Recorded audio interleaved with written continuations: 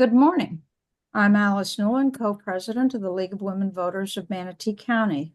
And on behalf of the League, I welcome you to today's presentation, Immigration and the Law. Today's program is being recorded and will be available on our website, lwvmanatee.org. Any use of the recording other than showing it in its entirety must get the written permission of the League. At the end of the presentations, our speakers will be taking questions. Please put your questions in chat for Mary Lynn Parker, our Education Issues Action Chair, and state which speaker the question is for. Everyone agrees that the immigration system is broken, but there is little agreement on solutions. Nevertheless, recently laws have been passed and court decisions have been made that impact immigration. We will see significant changes with the incoming administration. We are pleased to have today two speakers, James Martin and Jim Delgado, who have the expertise to give us an understanding of the legal changes, bring perspective on their implications, and talk briefly about possible future changes. Our first speaker, James Martin, has over 30 years experience practicing immigration law from New York, New Jersey, Texas, and then Sarasota. He has served as a partner at a prominent immigration law firm and in 2005 established his own firm where he continues to deliver personalized, high-quality representation to clients across the globe. When at the University of Iowa, James spent a year abroad at the Université de Franche-Comté in France. Probably didn't pronounce that right.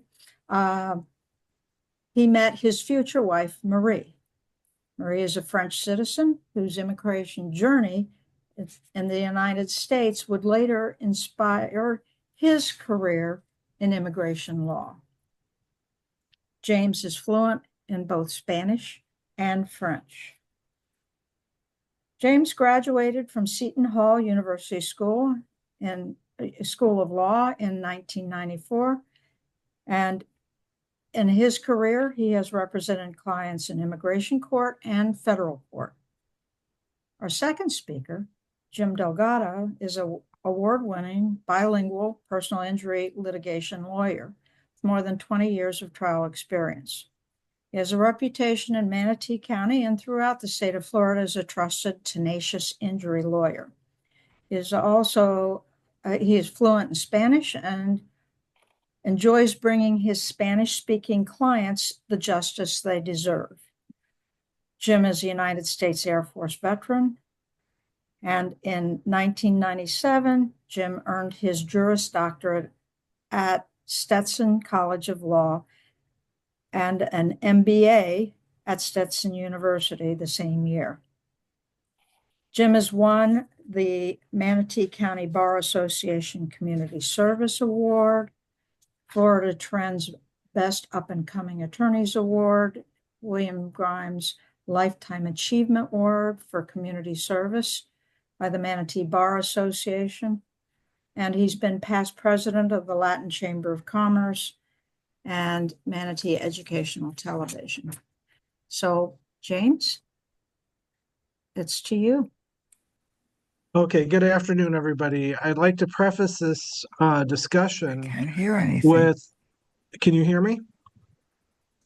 You're loud and clear. Very good. I'd like to preface this discussion with everything I say today may be off the table in a week. Okay, so that's really reassuring.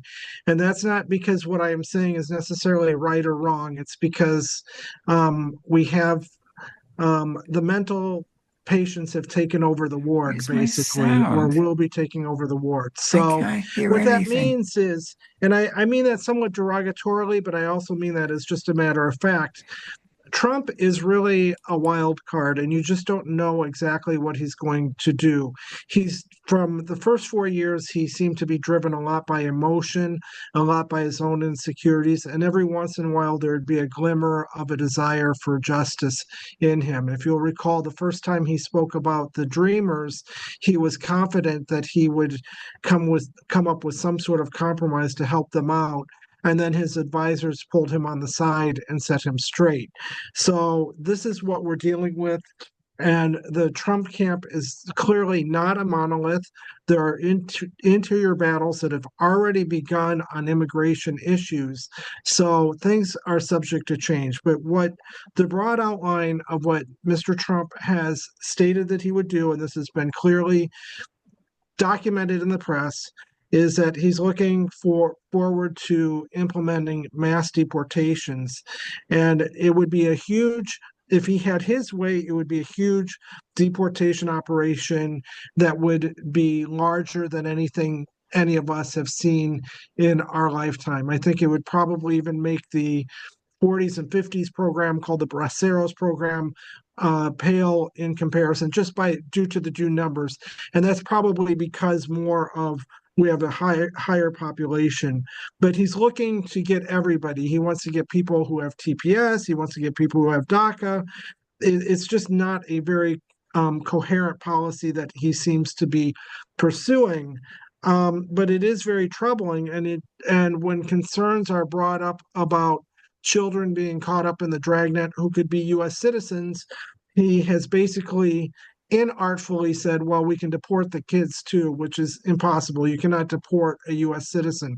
But what he's trying to say, I think, by that is, and this has been a government policy, that if a parent is an unlawful resident of the United States and they happen to have a U.S. citizen kid, it has been policy for a very long time that they're not going to deport the kid, but the kid is kind of de facto deported because they have to accompany their parents if they're sent out of the country.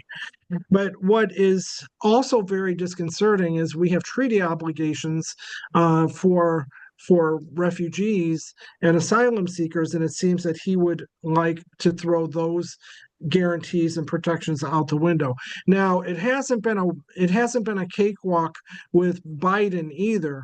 Essentially, people who enter unlawfully in the United States have an asylum bar on them, which is arguably against treaties that we have signed, and that was a process of Biden backtracking and becoming more and more like Trump over the 4 years of his 4 years of his presidency, and then Trump has just moved further and further to the right. So we are looking at mass deportations, and they want to use something called what is it, the Alien Sedition Act or something like that, and that would give him the right to circumvent all kinds of protections in the Constitution and in the laws and round people up. The only problem with that is that legal theory is that he would require some sort of it's called the Alien Enemies Act, and it's normally for a time of war or major invasion by a foreign nation or government. So if he were to go that route, he would have to generate a crisis that would be large enough for the courts to support him on it. And even as far right as the courts are at this point, being basically packed by the Republicans, it's hard to imagine that would happen. However, people who are students of history, nothing is impossible if you get the fear level high enough within the country. So what would it take? Major terrorist attack, attributing fires in one state to foreign nationals. I mean, this is the type of thing that we cannot completely rule out. But at this point in time, it doesn't seem like it's going to happen, but who knows what will happen.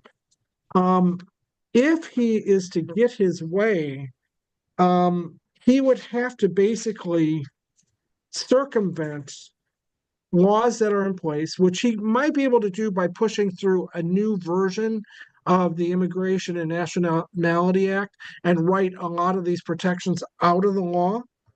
Or he may just try to, like he built a wall without, he just took funding, I think the last time from the Pentagon and put it towards the wall. And then this went to the courts and the courts supported him on it. So it's really impossible to know how this is going to play out. But you have to understand that he has won, he did win the last election, and it looks like he won it with a majority of the voters. So on some level, he feels that he has a mandate.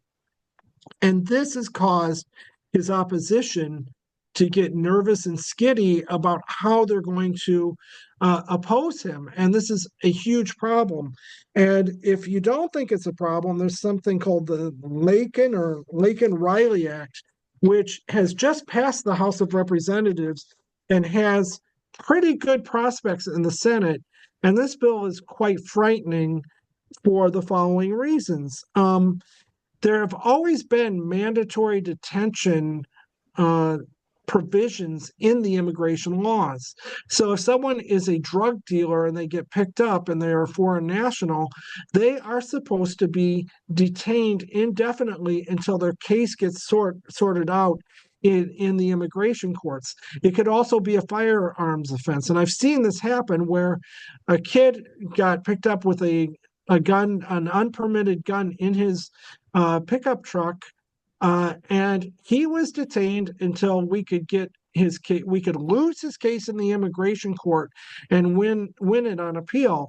So for a criminal case here in the United States where he served no time, 0 days, he was put on probation because it was just a dumb thing. He had this weapon in the car. He was not a gang member. He was not dangerous, et cetera, et cetera.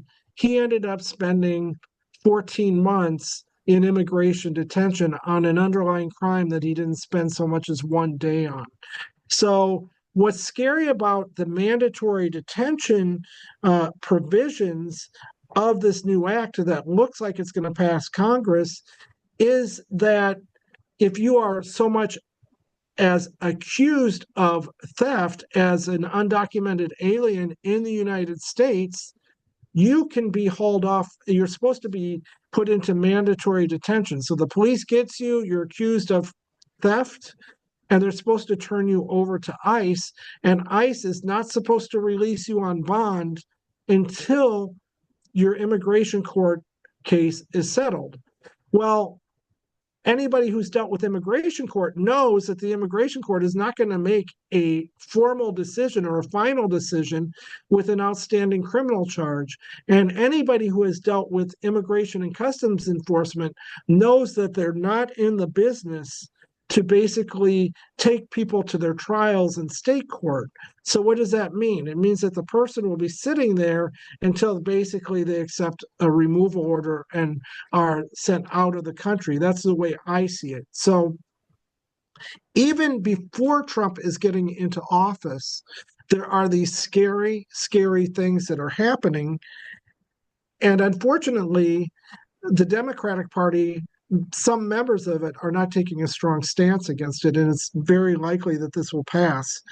There are other things in this act that has passed the House, and it has given attorneys general of the states to sue in federal court if they believe that the federal authorities are not adequately enforcing immigration laws. Now, Jim Delgado and I go back quite a ways. Back in 2005, these things were being hashed around by Congress, and there was an Arizona case where some of this stuff was present and it got shot down in the federal courts. Now you fast forward 18 or 19 or 20 years, and you're looking at a different set of judges, a different set of the different philosophy in the judiciary, and it's very likely that this stuff is going to be upheld. And especially if the state authority to sue is given by Congress, because Congress is interpreted as having full authority over immigration. So this stuff is going to probably stick. They also are trying to block people from coming in. They will block visas from countries that refuse to accept deported nationals. For example, not such a big deal on the overall immigration picture, but Cuba refuses to take deported Cubans back unless they're on this secret list that everybody knows the existence of, but nobody has ever seen. If Cuba wants them back enough, they will deport them to Cuba if Cuba will accept them. But this could be wider. This could be a wider net that they're throwing, and it would basically just restrict the movement of foreign nationals from countries that are not cooperating with the United States. And what that means that would be more and more separated families, more and more hardship. So we're looking at a very, very bleak immigration future at this point in time.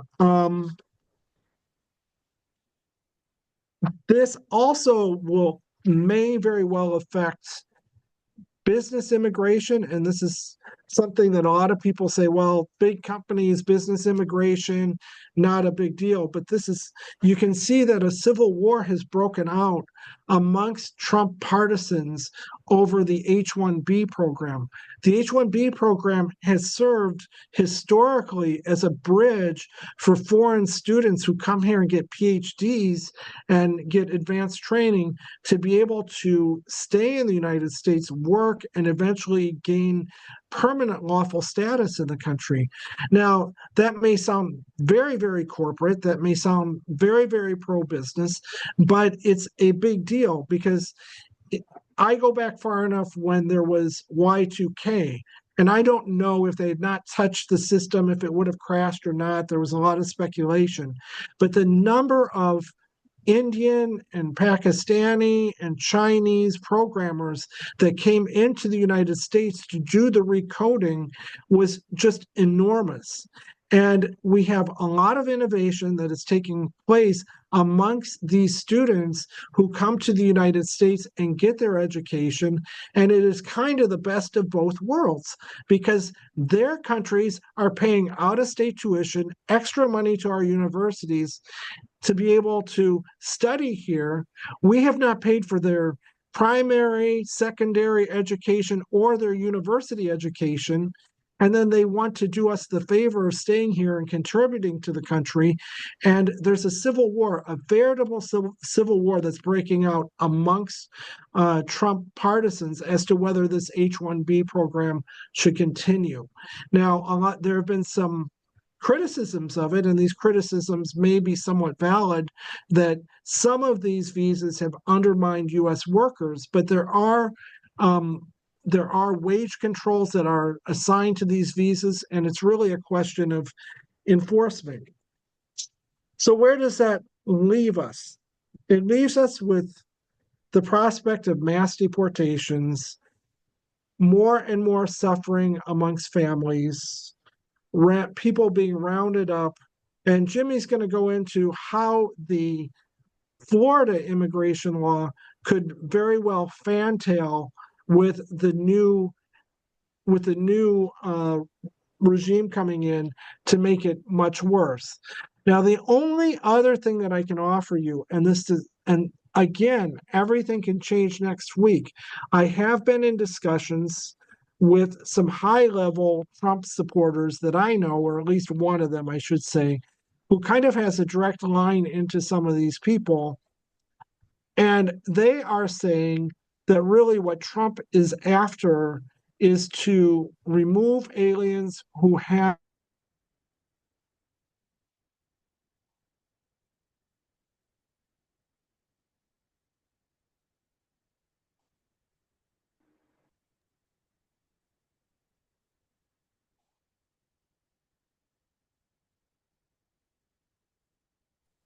Is everybody else's frozen? Yeah, he's the only one frozen. I think he's the only one frozen. Well, if you want, Alice, to not just get dead air time, when he comes back, I'll just jump in right now and then he can finish what he's going to say. I think he was coming to the end. All right, good afternoon. Glad to see everybody here. Um, First of all, I want to start off with the fact that I am not an immigration attorney. I've never done immigration law, and I hope to never do immigration law. However, this subject is near and dear to me because I am the child of immigrants. I am the first person on both sides of my family to be born inside the United States. And just so you get to know who I am, is my dad is a 26-year Army veteran. He served in the Vietnam War. Matter of fact, I like to say I'm the bye-bye baby, and my brother is the I made it home alive baby.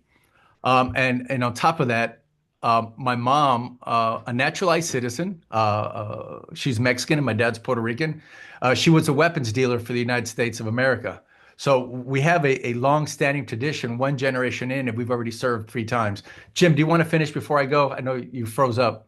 Yeah, I froze up. I don't know why. Can someone tell me where I cut off? You were talking about some of the new proposals and where we stand and what's ahead of us. Okay, Uh, well, I'll let me finish up with this.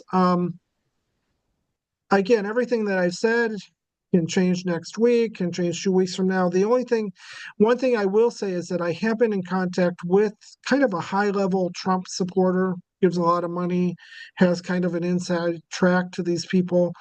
And this person happens to have ties to the construction industry, which is highly dependent on foreign employees who are not necessarily documented.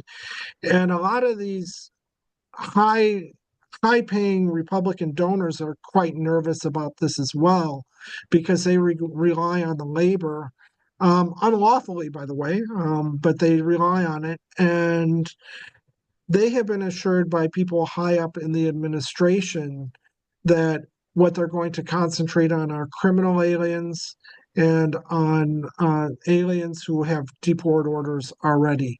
Now, I can't say you can take that to the bank, by the way, but we can hope that there will be some pressure on the administration to walk back some of its rhetoric, at least in practice. And that's the best we can hope for at this point in time. I don't think we can take refuge in the loyal opposition really doing much to put the holds on this. I think we'll have to run to the courts to try to slow it down. We don't know if there's going to be a Muslim ban 3.0. We just simply don't know. So I'm sorry, I'm probably bringing more questions than I am answers. If you're a neutral observer and you don't care either way, pop the popcorn and watch it play out because it's going to be a wild ride the next few years. And we can just hope for the best for our clients. all right, so then I'll just jump in then. As I was saying, is child of immigrant.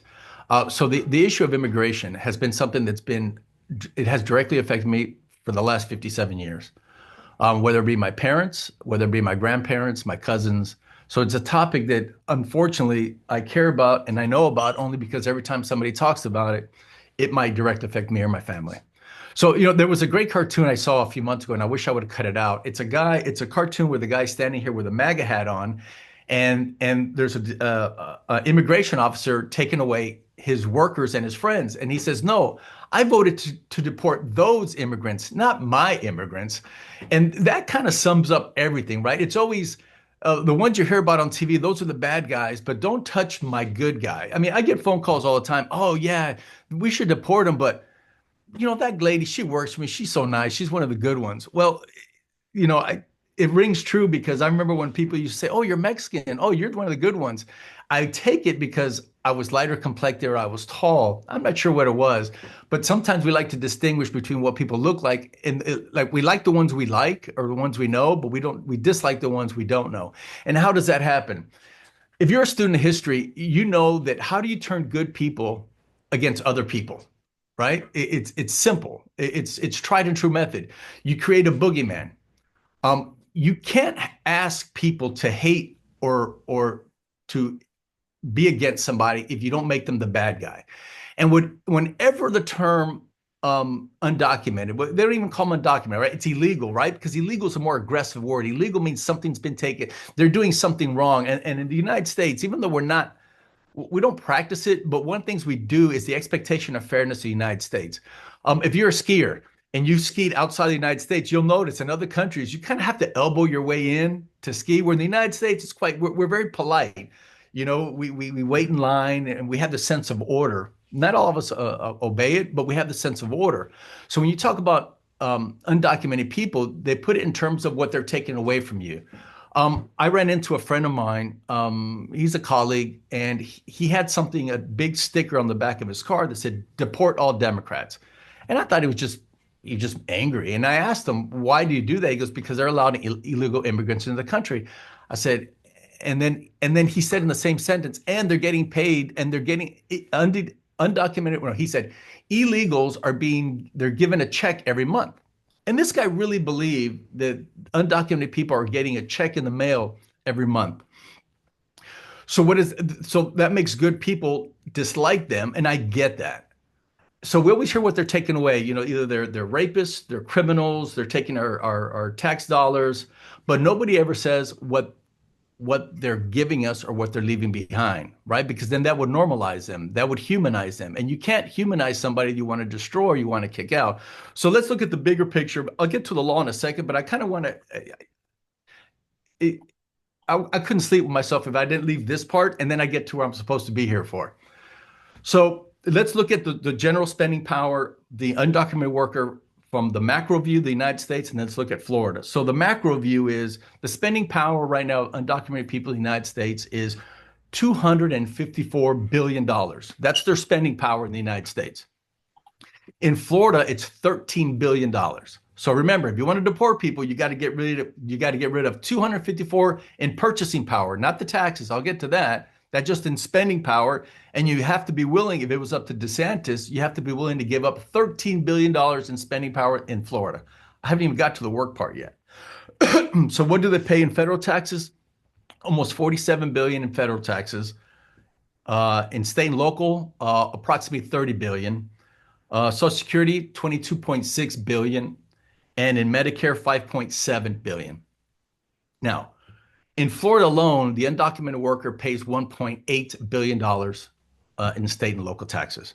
That's a big number, so you got to be willing to get rid of that. Now, if you look at me, you say, you know what, those are just numbers. They probably came off a bogus website. They're lying to you. Okay, fine. Don't listen to the numbers I told you. Let's look at it from a different perspective. Look at the average undocumented family, right? 4 or 5 people. You have to ask yourself, if you deport them, where do they buy their cars from? They purchase them here. Where do they insure them? Here. Where are they registered? Here. Where do they buy their food from? Here. Where do they buy their gas from? Here. Where do they buy their clothes from? Here. Their rent. Here. Their mortgage payments. Here. The majority of their money, I think they only send back the lowest number. The most recent numbers are a friend of mine who does the cash. I can't remember the word for them. They send cash to other countries. It's like 5% of their income. So basically 95% of the income is being spent here. Have you ever asked yourself or wondered why all commercials are done in Spanish, or why every business has something in Spanish? Because they represent they are over represented, even though they have a small side, their purchasing power is overrepresented, because basically we like to spend a lot of money. So you'd have to be willing to get rid of that. And I'm not even talking about the fact that work is not going to be at work. Because we know that part. But even if you don't believe that, and you say, people will work for the next week, especially since we're still rebuilding from Helene and Milton, every job site you drive by, every corner you drive by, I want you to pay attention to who is in the hole, who's on the outside smoking, and who's on the outside of the truck smoking. And I can almost guarantee you, I can nail the ethnicity of that person in the hole with the shovel. I can nail the ethnicity of the person holding the cigarette, and I can damn sure nail the ethnicity of the person in the truck on the walkie-talkie in the air-conditioned cab. All right, so don't take my word for it. I lost my home a few months ago. My wife and I lost our home of 25 years. Who was out there helping? Hispanics were out there helping, cleaning up Siesta Key. That garbage had to be moved. At the corner on Siesta Drive, Siesta Drive and 41, all that garbage, my kids didn't pick that up. No offense to you guys, but I'm sure your children probably didn't pick that up. They probably drove the trucks, maybe. They probably owned the trucks, but they weren't the ones putting that garbage on the side, and they weren't taking that garbage from there and putting it in the truck. We have to start understanding is who we need and who we don't need. So now let's concentrate on the three biggest laws that are affecting here in Florida. One was a general law that after 9/11, back in 2002, there was a memorandum of understanding signed by George Bush because the hijackers from Saudi Arabia, the hijackers had a driver's license. So what they did was they cracked down on driver's license, and they said, I don't know if you guys know this, but before 2002, to get a driver's license, a legal driver's license in the state of Florida, there was a long list of things, of documents. And one was an easy one, right? The light bill, the electric bill, whatever. What they were looking at is your residency in Florida, not your residency in the United States, because that's a federal issue. It's not a state issue. They were looking at your residency, where do you pay taxes are, where you pay taxes. So, but after 2002, they got rid of that long list and they only made a list of 5 documents that you need. Unfortunately, undocumented people don't have any of those 5 documents. So what happened? The court system started to get overrun. I still did criminal law back then. I was maybe 4 or 5 years into my practice, started practicing in 98. So I was 2 years in my practice. And at that time, you might get 5 people a week driving on a driving on a no valid driver's license. That's the charge, no valid driver's license. You might have got 5 a week.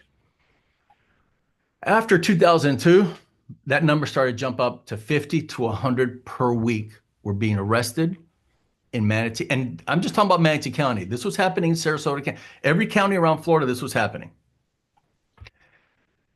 Now, I'm going to fast forward all those years because they got used to that and they've learned to work around that. They all know they get in that car, they might get stopped. Typically speaking, they weren't going to be arrested if they can verify their identification, but they were going to go to court. They were going to pay approximately $300 in court costs and a fine that ranges from $0 to $500.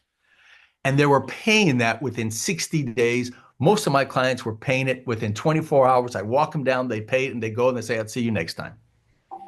That was money that every county was making around the state of Florida that was friendly. So just recently, as of July 1st, DeSantis changed that law.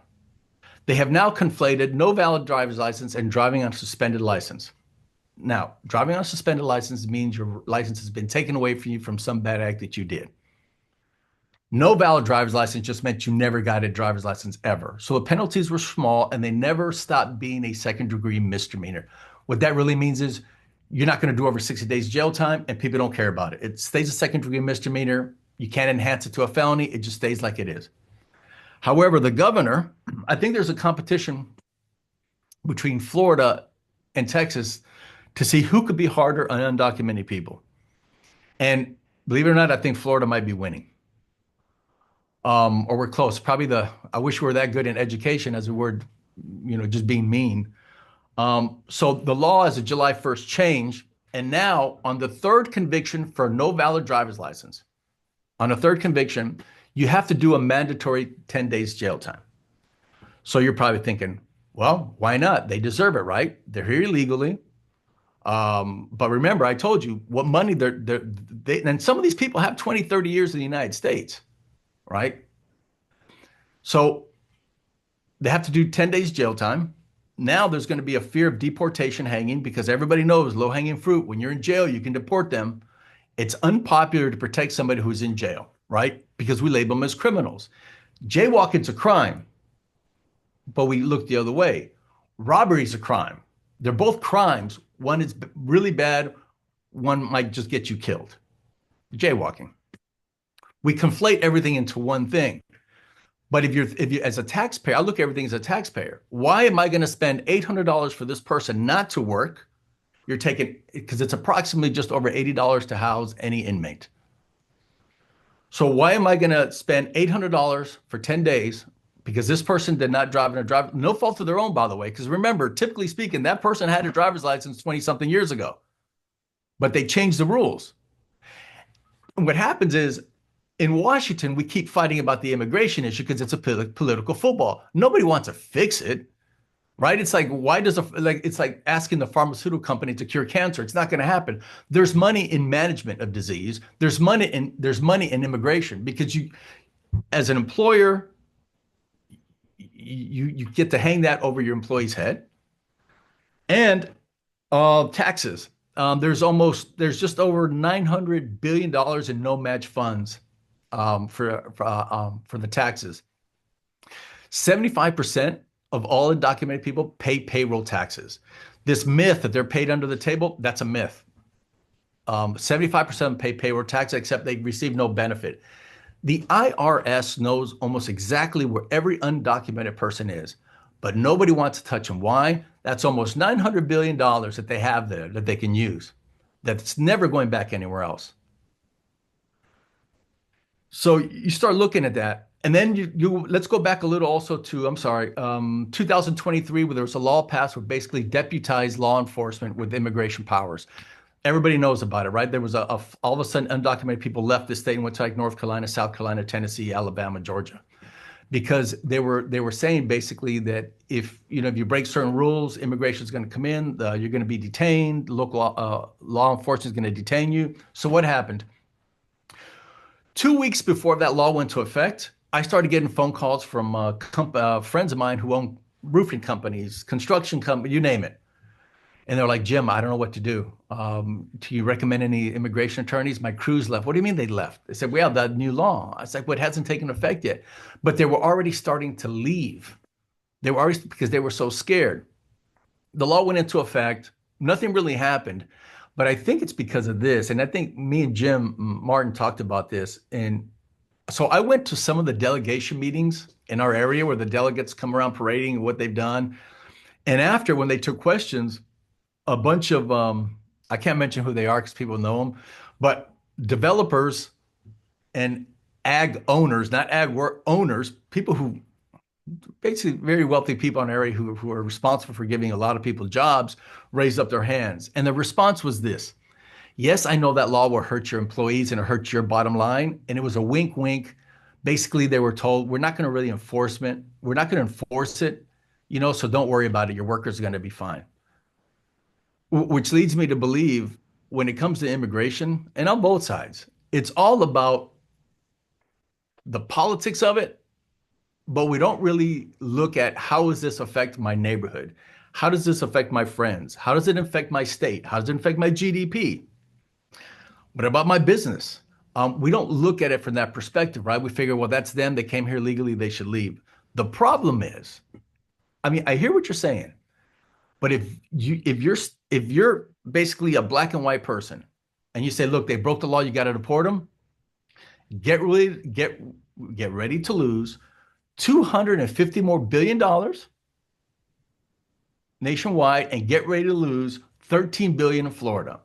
And by the way, if your home like mine right now, their home is in line to get a permit, good luck, because that's the fast part of it. Because how are you going to find people to build that home? How are you going to find people to put the drywall up?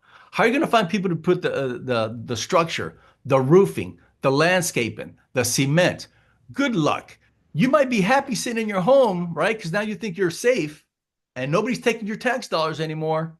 What you've just done is decrease your tax base. And by the way, good luck on your children getting that same education. Because remember, our education is on tax basis. Tax districts. I don't think right now is a time to start throwing away money. What we should be looking for is how do we actually fix the system? And I'll finish up real quick. Just something to think about. Whenever immigration comes up and what to do in Congress, what we don't see is the enforcement part is where all the money is. The adjudication part, the judges are getting smaller. So it means what we should be able to do, we should not take 10 years to process an application. The application should be done within 90 days. We should be hiring more adjudication officers around the United States, because we're spending billions and billions and billions of dollars in enforcement because it looks good, it makes us feel good. But what it's doing is draining our pocketbook, but it's really not helping us at all. Well, thank you both, James and Jim, for an enlightening and frightening and thought-provoking presentations. Mary Lynn, do we have some questions?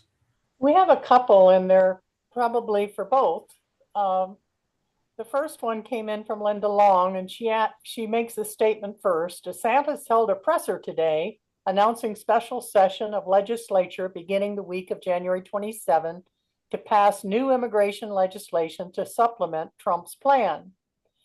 Here's the question. Is there anything we can do to protect immigrants, even DACA, et cetera, in Florida?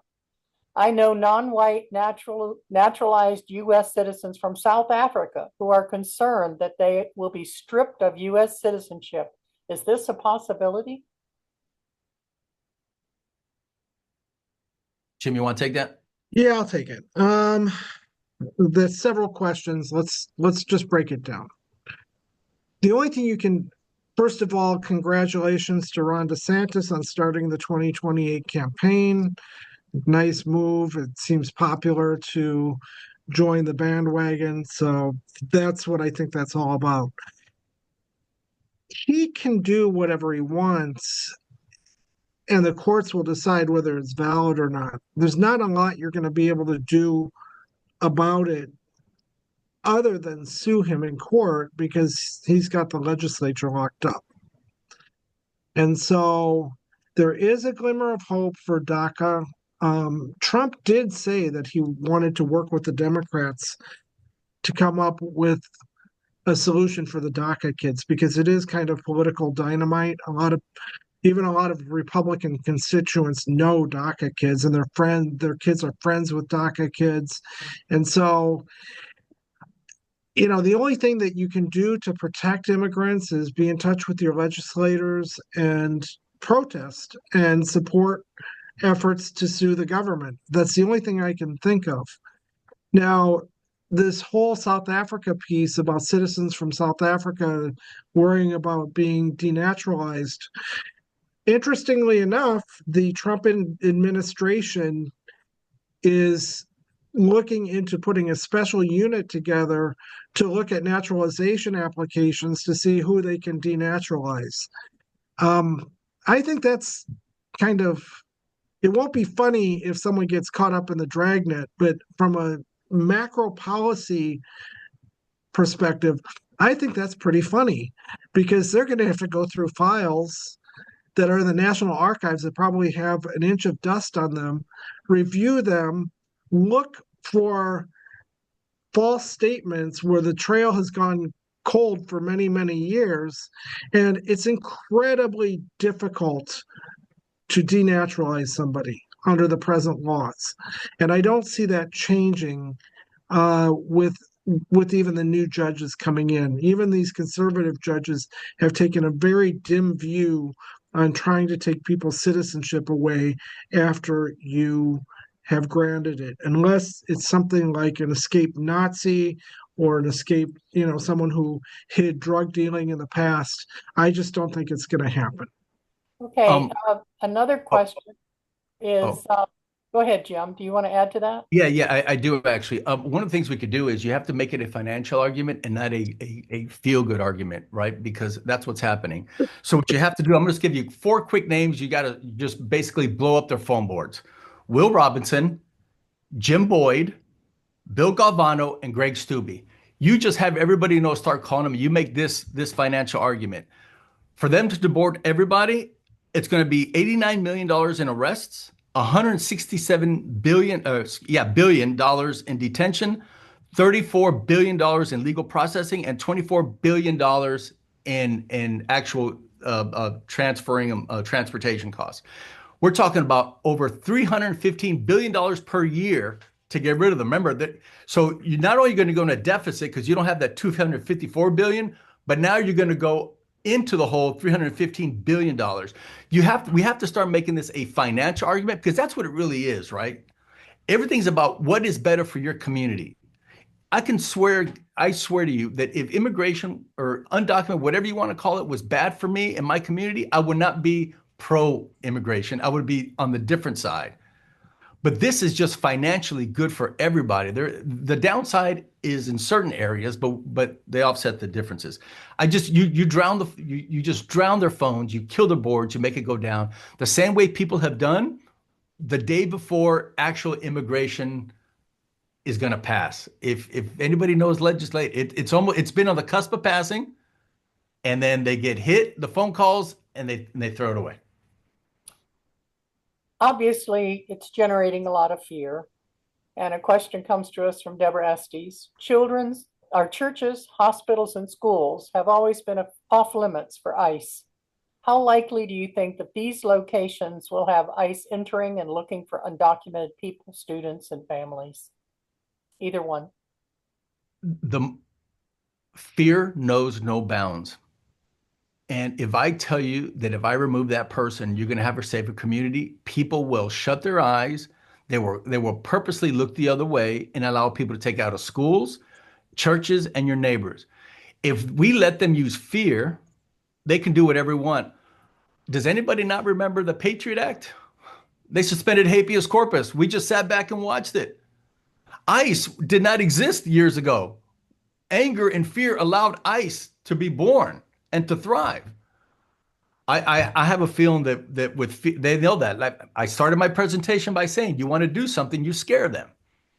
And we are so scared that we're willing to do whatever it takes. And we might sit back and say, this can't happen to us. But start looking through some of the articles you're seeing, and you tell me that can't happen here. And I'm going to pipe in there too. I think that I agree 100% with Jimmy. I think you have to think also that these people are thinking about the next election cycle. So I don't put it beyond them to try it. And if they want to push it hard enough, they're going to have to create a crisis. And again, I don't know that we're at the point where the American people can stomach going into churches and schools and all that stuff. They may try it, but the public outcry would be so great, I believe, at that point. I think that's beyond the pale at this point in time. However, like I say, if they were to invent a crisis or a crisis were to come up, if they were to find out or they were to blame undocumented immigrants for the California fires, for example, and got people all riled up, I think everything is then all bets are off and they could go anywhere. But the other thing you have to remember what a bureaucracy is. A bureaucracy is made up of people, and a bureaucracy is headed in one direction. It's like a freight train headed down the tracks in one direction. And you don't turn that around on a dime. So we've had 4 years of Biden, and he has moved the bureaucracy in one direction. This isn't going to happen on January 21st. It's going to happen in April, February, March, April, May, into the summer, into the fall. And thank God presidents only have 4-year terms, at least for now. And thank God we have elections every 2 years. My prediction is Trump is going to be the most unpopular. Within a year, Trump will be the most hated man in America by his own people. And again, that's when I want to get the popcorn out and start watching that. That should be interesting. Thank you. Here's another question, this one from Garciela Greensburg. Is there the person power within ICE to do this removal of the undocumented people, and who will collaborate in the removal? No, I've seen estimates that it would take up to, I think they ran it out, and I think they were looking at if you could do 1 million people a year for the next 10 years, you're looking at almost $1 trillion by the $1 trillion price tag. The answer is no. No, it can't. But I tell you what you can do. You can stir a lot of fear. You can tear up a lot of communities. You could do a lot of short-term damage. And guess who the damage is?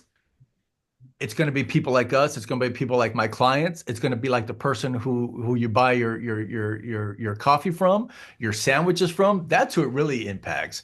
The politicians, they'll use it as fodder for the next election, and they'll get elected. And I think you have to understand that this is gaslighting, and this is psychological warfare that's being waged. So I've decided that I'm not going to respond every time on Facebook. Every time Trump says something that's stupid, I just don't know that there are enough keystrokes to keep up with it. So I think that I think you have to have self-care as well. And my attitude coming into the second administration is quite I'm more fearful in a lot of ways, but I'm a hell of a lot calmer because I just can't control it.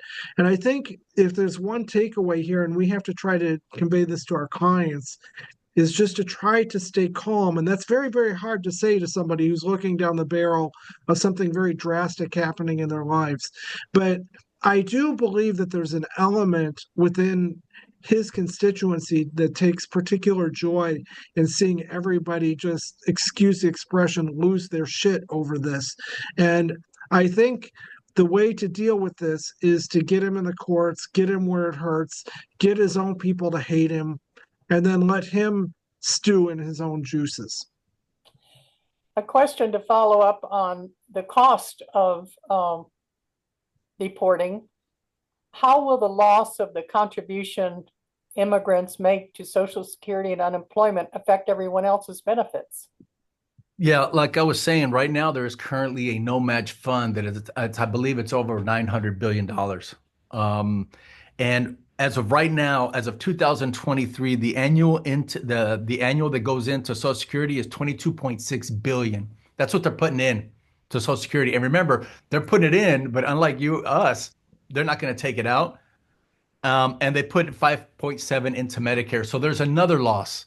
There's just another loss, a financial loss, because it sounds good and it's nice and scary. Thank you. And one of our questioners asked, can you put those numbers and losses to Florida in the chat room? But perhaps what I'm gonna do is I'm gonna put the you 250. can send them on to Alice and she can attach them. Yeah, I can do that later. What I'll do is after I get out of court today, I'll put some of that up and I'll send it to Alice. Thank you. Yeah, thank you, because I'm a slow typist and I was sitting here trying to get it out and I was making too many mistakes. Well, don't do that. Okay. Okay. The other question is, are you seeing, James, more people coming to you with immigration issues than you have in the past? Absolutely. Usually by December 15th, my business falls off. Everybody's in Christmas mode. And it just kept going this year. So people are very, very concerned. The problem, what we grapple with in the practice here is really having definitive answers because everything is up in the air. So we have to try to keep the clients calm, but also keep them informed of what the dangers are. I much prefer to be representing clients with happy news rather than sad news. And I think that the clients are a little bit numb to this as well. They had Trump version 1.0, so I think they do understand a bit that a lot of this may be bluster, but they also are very fearful. So yes, we're seeing a great increase in the number of people who are interested in getting their situation arranged. The problem is the law hasn't changed. It hasn't become more favorable. The delays are there. The delays will be even worse under Trump. And it's just anybody's guess as to what's going to happen over the next few years. Mary Lynn, if I could end this with a true story, and there's thousands of these in our area. I personally know over 20 of these. I'm just going to tell you the most recent one that a friend of mine. One of the benefits of being 57 years old and starting a practice 25 years ago is that I've seen people that we start off together where this person I knew was once a worker and I was once a public defender, and now I have my business and they have their business. And this is a true story of what's happening to him and his family right now. So him and his family, they own about 5 or 6 taco trucks and they do construction sites. He owns 3 or 4 duplexes that he rents out and his home, and he's trying to buy a new home because his family is expanding. Well, he just got his 3rd driving on a suspended license. Excuse me, on a no valid driver's license, because he came here at 16 years old, never had a driver's license, but he speaks English, speaks Spanish, and he's just a worker. Him and his family, they're just workers. They're busy. They're super smart people who, anyway, that's what they do. So now he's looking at The state attorney wants 10 days mandatory jail time. The legislature has given the court no option but to give him 10 days jail. He's got all these bills, all these employees, and his biggest fear is whether this happen or not, is as of January 20th, we've been told that they're going to be deported. His problem now is, I've got all this hanging up. I don't even know, he's Mexican, but he hasn't been to Mexico for what, 30 years, 35 years?